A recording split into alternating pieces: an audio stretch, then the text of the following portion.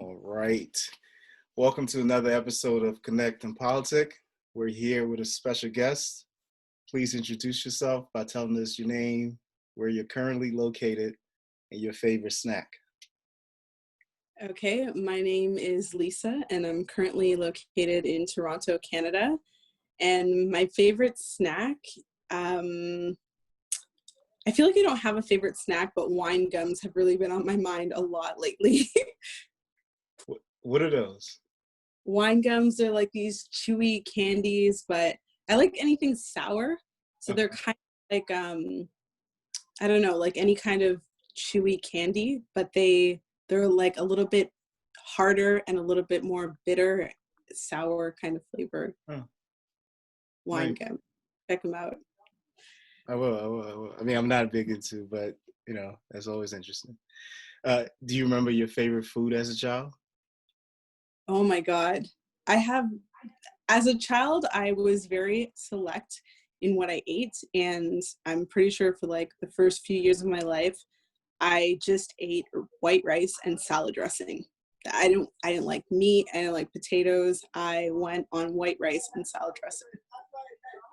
What kind of salad dressing? Italian salad dressing. How long of a period was this? Like how many years? Like the entire grade school. We also have this thing in my parents' culture. It's called like achar. So it's kind of like spices mixed with pickled mango. So if we didn't have Italian salad dressing, then I would eat white rice and achar. So that was like the two varieties. Okay. Since you brought it up, what is your parents' culture? My parents are from Guyana. Okay. Gotcha. I mean, that's interesting. And so how did you transition, or when did you transition? And when you did transition, what did you add to your palate? What did I transition into? Like, I think my dad is just like the no nonsense kind of parent. So like eventually it was like, well, I cooked this, so now you have to eat this. Yeah. And it was a lot of tears at the dinner table. Like I remember my dad forcing me to eat salmon and rice because they had to try and get me to eat like some protein, and I would just cry. Like I hated the bones in fish. I don't know why I didn't like meat. I didn't even like French fries. I remember my parents taking me to McDonald's as a kid and being like, have some French fries, and me crying and being like, I don't like potatoes. Now I love French fries. It's all out the door. What I transitioned, I don't know how they got me to transition. But I guess like the older I got, you go to school, like when you go to high school, you buy lunch at school or whatever. So it was more like whatever I could get at school, probably like French fries, pizza, things like that. What's your fondest memory from childhood? Fondest memory from childhood. Being at home in the summertime right now is making me remember a lot of nice childhood like days spent outside in my neighborhood. Like I remember when we were kids, like I grew up in a pretty small and fairly safe neighborhood, so we could ride to each other's house. Mm-hmm. So something that I miss about childhood is like just showing up at a friend's house, throwing your bike on their lawn and going inside and playing out in the backyard. So I would say like good memories from childhood are just like being out in the neighborhood, riding around different places, being outdoors and playing as a kid. Yeah. And how do you think that childhood helped groom you into the person you are today? I think maybe a little bit of sense of adventure. I think maybe curiosity. We lived by a beach and a ravine, so we were always kind of like getting into things and making forts and building things. So I think I really enjoy working with my hands, and that probably comes from playing outdoors as a kid. What are the most important lessons you learned from your parents? The most important lessons I learned from my parents. I think like one thing I realize now is from my mom, how much of a kind of fighter she was. When I was a kid, I was dyslexic and I was put into special ed. I can't believe I'm saying this online.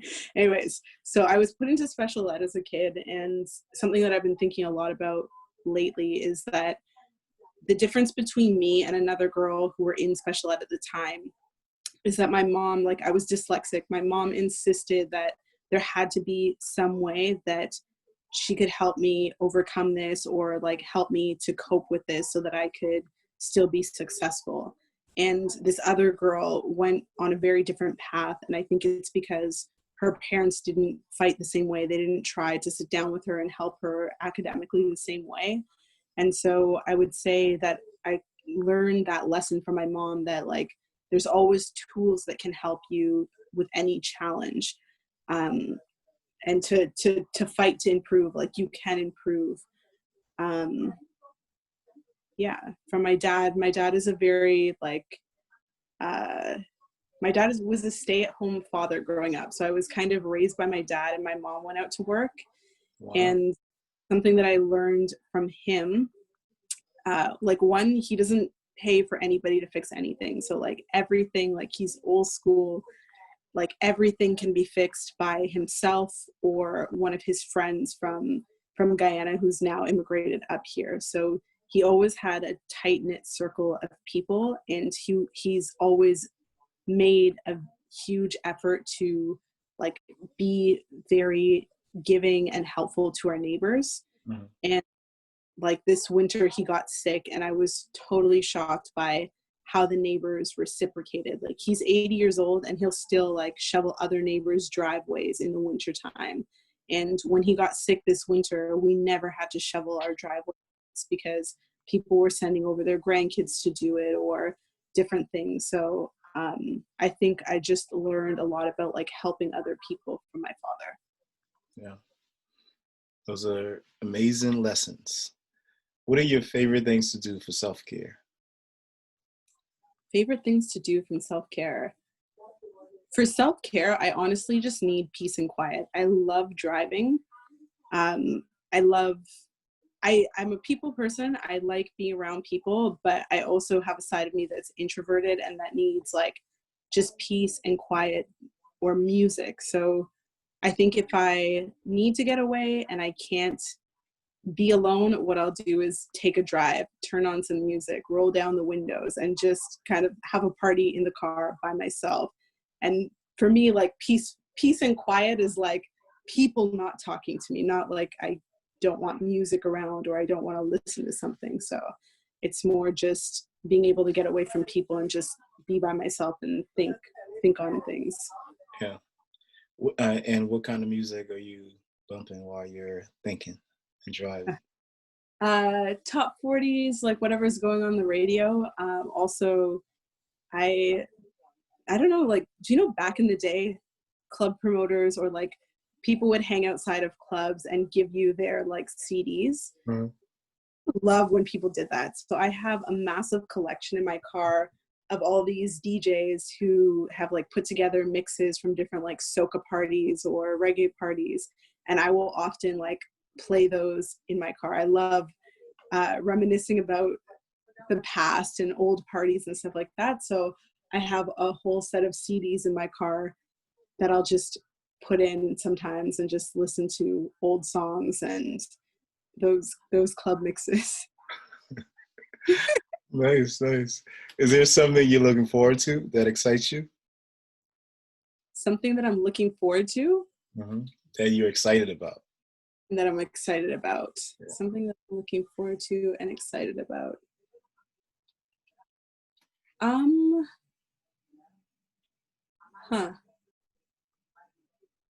I think I'm currently looking forward to being able to reunite with people after the coronavirus is over, like to be able to go and enjoy the summer, sit out on a patio, be with people, chat.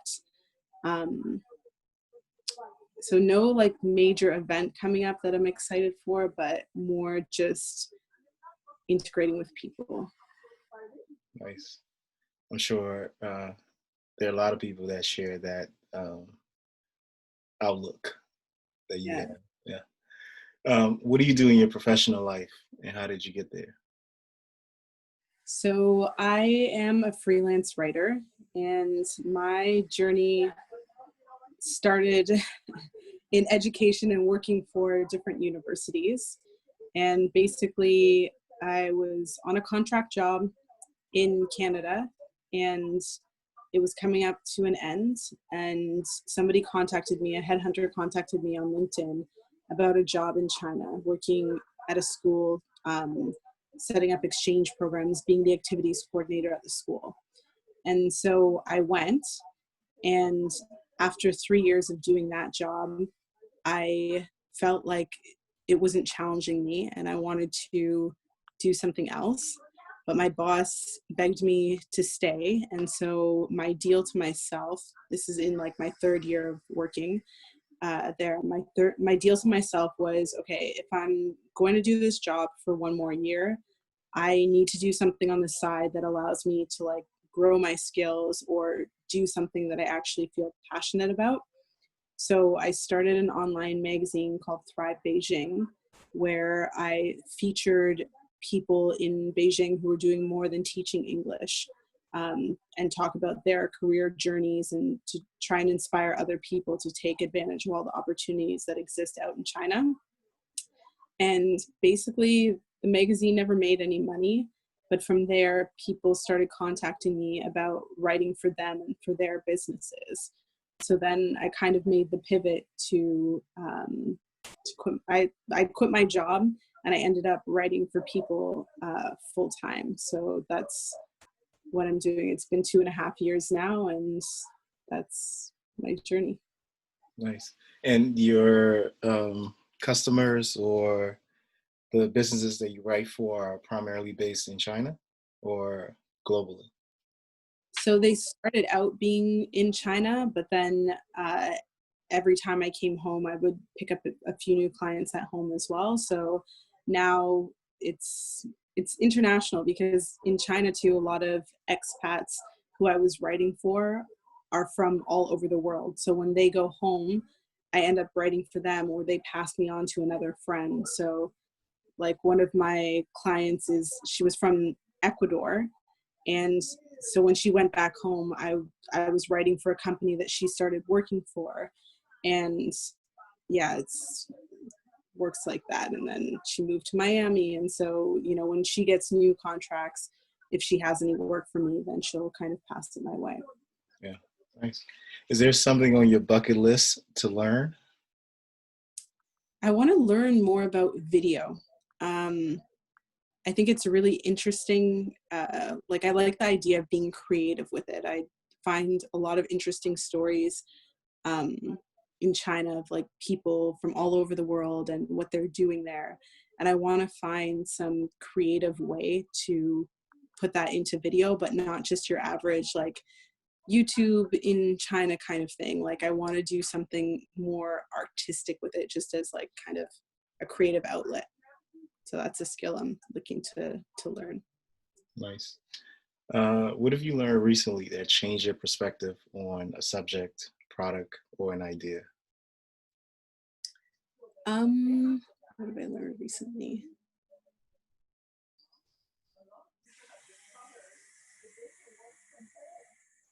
I think it's not necessarily that I learned this, but these words like really hit me. Like two things. So I was in school not that long ago, like taking some extra courses on writing. Um, and one of my professors was talking to me about how the project that you're working on right now doesn't have to look like what you envision it to be in the future. And I think that's something that I always struggled with Thrive, is like you're comparing yourself to other platforms and you're thinking, man, like I want to be as good as that. And you can sometimes be down on yourself about like not being there yet. And my professor had worked for like a magazine that had gone from being a blog to a full-on magazine, and hearing him say like it's okay, like sometimes it looks really shitty when you start, but you have a bigger vision and it doesn't have to look like that now. That's just where you're going, and this is just the process. Was a nice flip of perspective and really changed me. And same with another one of my journalism professors. I think a lot of times when you start writing, you meet a lot of people who feel that like writing is a God-given gift. Like, how dare you step into our world out of like a corporate job? And my professor was like, absolutely not. He writes for some pretty big name newspapers. And he said, like, writing can be taught. Anybody can learn to be a journalist. Sure, some people might pick it up more naturally, but anybody can learn what I'm about to teach you, and anybody can become a writer. And it just kind of gave me a boost of confidence that I needed at that time, and a change in perspective, and something that I hope to be able to transmit to other people too, that if they want to be a writer, like, I can help them on their journey, and that they can do this. Like, they don't have to be born with some gift in order to get into something that they're interested in. Nice. Can you think of any advice you would give your younger self? Advice to give my younger self, man, so much advice. Or do your top 3 advice to your younger self. Oh my God. Okay, I was gonna choose one, but advice. I think one thing that I wish I knew when I was younger, but still to this day, like, I need to remind myself sometimes, like, I wish I could see myself the way other people see me. Like, sometimes you're so hard on yourself, and for me anyways, like, I'm always trying to be better, always trying to improve. And so many like friends will say like, I see you like this, and I think, oh my God, I'm not even that yet. Like, I have so much to do to get there. So I wish I could just stop and just realize how much I've done, or like what I am in other people's eyes, instead of constantly trying to be better. Like, appreciate what I am. So that's one piece of advice. And I think a lot of younger people like need some of that, like, to see how good they are already. Like, anyways, so that's one piece of advice.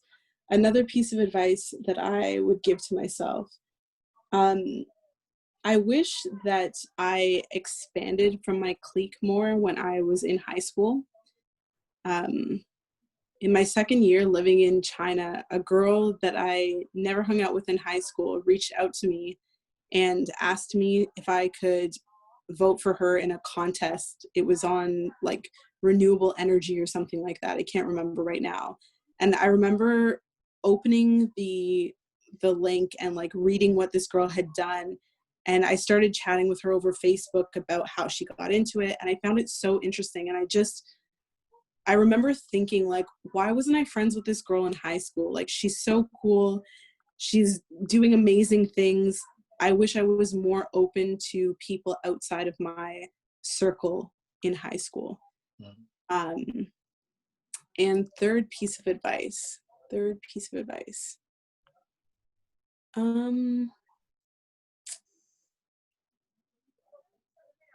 I think sometimes there were things that I wanted to do, but I was nervous to take action and actually do it. And I wish, it's not that I regret not doing those things. And to be honest, probably some of those things have made it possible for me, like not doing some of those things have made it possible for me to enjoy the things I'm enjoying now. But I just think that, you know, sometimes when you really want to say yes, but you're sitting there like, I should say no, and so I'm going to say no. I wish there were certain moments where I just gave into what I wanted.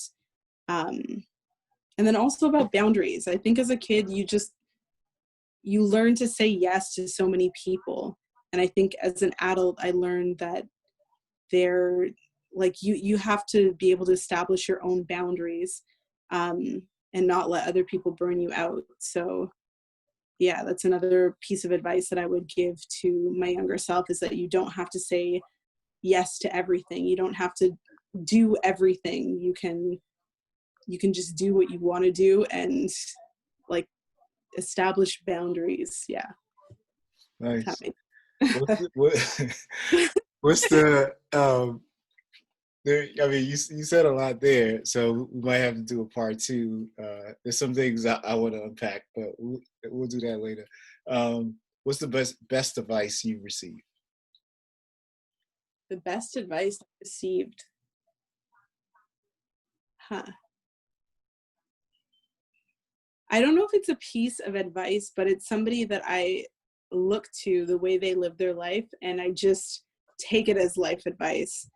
My Auntie Joyce, like all my dad's sisters, are pretty vibrant women, but my Auntie Joyce in particular, like she has beat cancer.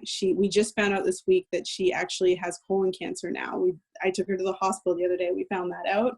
But this woman is still like, life is gonna be okay. If I have to die now, that's all right. As long as I'm walking out of this place, you know? And her attitude is always like, it doesn't matter what I have, we're gonna have a good time. Like, we've got family and we've got a roof over our head, so we can deal with any problem. And you know, she's never told me that as a piece of advice that you can, you know, she's never told me a piece of advice, but I just watch the way that she lives. Yeah. And gets through everything and is happy with whatever she has. And I really admire that, and kind of try to live my life the same way, like not let problems get me down. Just, we can solve every problem and just try and make the most out of every day. Yeah. Since you brought that up, are there other qualities or character traits that you admire in other people? Of course. As I was mentioning before, I'm always like, oh, I wish I was that. I wish I was this. Other quality traits. Wow. I think one that I've been thinking about a lot lately is about women in particular who have a balance of being like female and kind and caring and feminine, yet can also command like a room, or like rally employees to do something where without using like aggressive, forceful power. So sometimes I feel like in business situations, you kind of have to man up in order to get things done. You have to be stern. And I've seen a few women who can really command a room without having to be aggressive or man-like in order to do it. So that's one personality trait that I really admire in some women, that is kind of something that I would like to learn right now. Yeah. Do you want to acknowledge those women? Oh I mean, do man. you know their names? Are these people you do you know them? Or you know their names? What do you think? Who am I thinking about? I Or feel is it like someone on the like Oprah? bottom, like who am I thinking about? But um let me get back to you on that. Okay, that's fine. That's fine. What has been the toughest thing you've had to tackle, and what helped you get through it? The toughest thing I had to tackle. The toughest thing?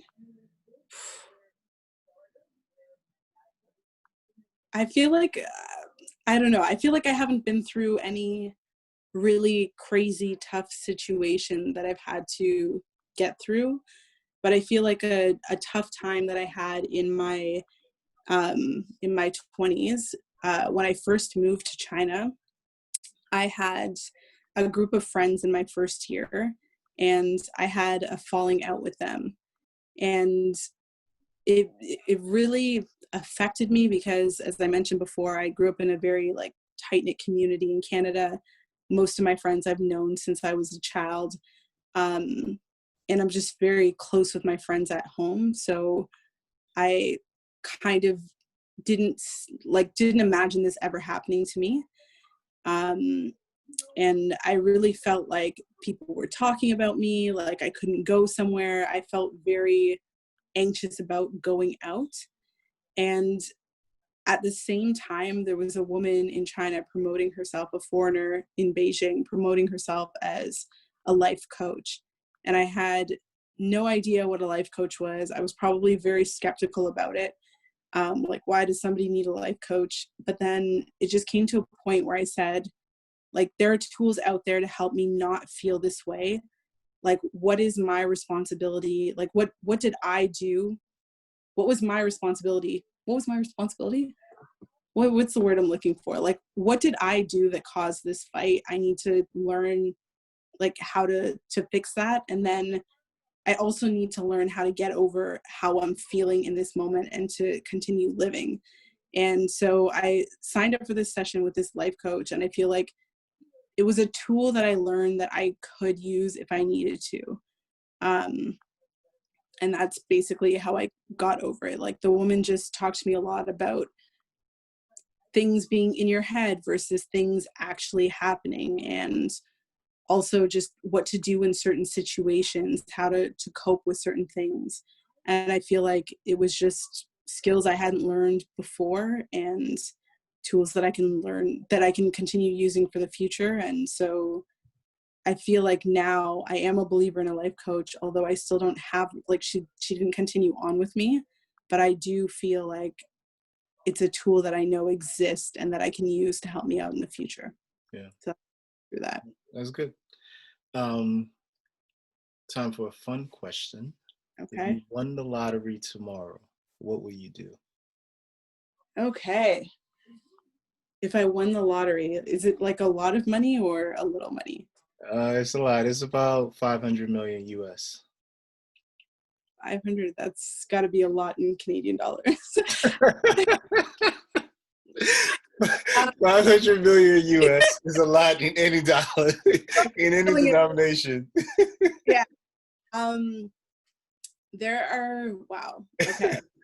So I'm definitely not one of those people who would stop working if I won the lottery. I think if I won the lottery, I would hire a team to help me build the business I'm currently building. I would, like, go for a drive cross country, like across Canada. I would start a shoe business, or I would go to shoe school. Like, I want to learn how to make shoes. So I would go to shoe school. And what else? I would learn how to invest some of it, or like invest without being scared of investing. And yeah, all the other stuff, like, help out family, and yeah. Yeah.